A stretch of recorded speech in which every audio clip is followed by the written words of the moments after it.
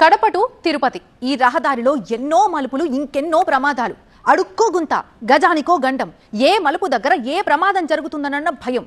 ఒక్క మాటలు చెప్పాలంటే ఈ రోడ్డుపై ప్రయాణం ఓ నరకమనే చెప్పాలి. కానీ తిరుమల శ్రీవారి దర్శనానికి వెళ్లాలంటే ఇదే ప్రధాన రహదారి. తెలుగు రాష్ట్రాల ప్రజలకే కాదు, అటు కర్ణాటక ఇటు మహారాష్ట్ర వాసులకి కూడా ఈ రహదారే కీలకం.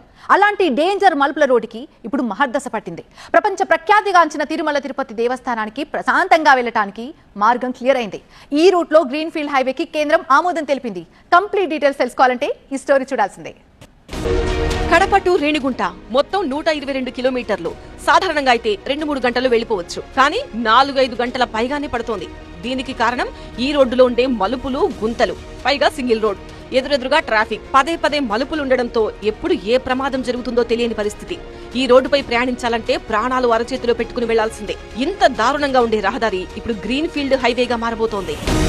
ఫీల్డ్ హైవే వచ్చిందంటే ఒక ఆహ్లాదకరమైన వాతావరణంలో, ఒక అటవీ ప్రాంతంలో సుందరీకరంగా వెళ్తూ యాత్రికులు కానీ బాగా ఎంజాయ్ చేసే పరిస్థితి. దీన్ని చెన్నైకి ఇదే మనకు ప్రధానమైనటువంటి రహదారి కాబట్టి చాలా కీలకమైన రహదారి ఇది. మొదటి నుంచి కూడా ఇక్కడి నుంచి వ్యాపార ప్రయోజనాలు, అట్లాగనే తెలంగాణ నుంచి, కర్ణాటక నుంచి, లేకపోతే మహారాష్ట్ర నుంచి తిరుమలకు వెళ్లే వాళ్ళకు కూడా ఇది ప్రధానమైన రహదారి.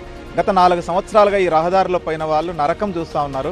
ఎందుకనంటే మోకాల్లోతు గుంతలు, లెక్కలేనన్ని స్పీడ్ బ్రేకర్లు, లెక్కలేనన్ని మలుపులు, విచిత్రమైనటువంటి పరిస్థితిని అనుభవిస్తున్నారు.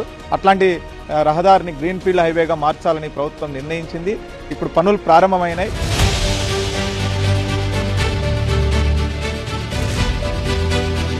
కడప రేణిగుంట రహదారి మలుపులకు మైలురాయిగా ఉంటుంది.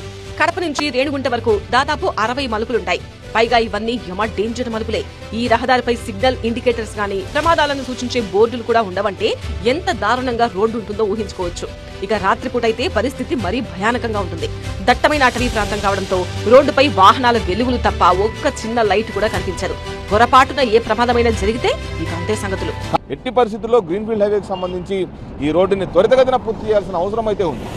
రహదారిని గ్రీన్ ఫీల్డ్ హైవేగా మార్చేందుకు కేంద్రం గ్రీన్ సిగ్నల్ ఇవ్వడంతో ఆల్రెడీ పనులు కూడా ప్రారంభమయ్యాయి. Kadapa Renigunta green field highway ఎక్కువగా అటవీ ప్రాంతం గుండా వెళ్లనుండడంతో వన్యప్రాణులకు ఎలాంటి ఇబ్బందులు కలగకుండా అండర్ పాస్లు నిర్మించనున్నారు. సుమారు 39 కిలోమీటర్ల మేర 48 అండర్ పాస్లు ఉండనున్నాయి. గ్రీన్ ఫీల్డ్ హైవేకి అనుబంధంగా 92 కిలోమీటర్ల మేర సర్వీస్ రోడ్లు రానున్నాయి. అలాగే నందనూరు సమీపంలో చేయూరు నదిపై కిలోమీటర్ మేర వంతెన నిర్మించనున్నారు. ఈ గ్రీన్ ఫీల్డ్ హైవేకి 4,000 కోట్ల రూపాయలకు పైగా ఖర్చు చేయనుంది కేంద్రం. ముఖ్యంగా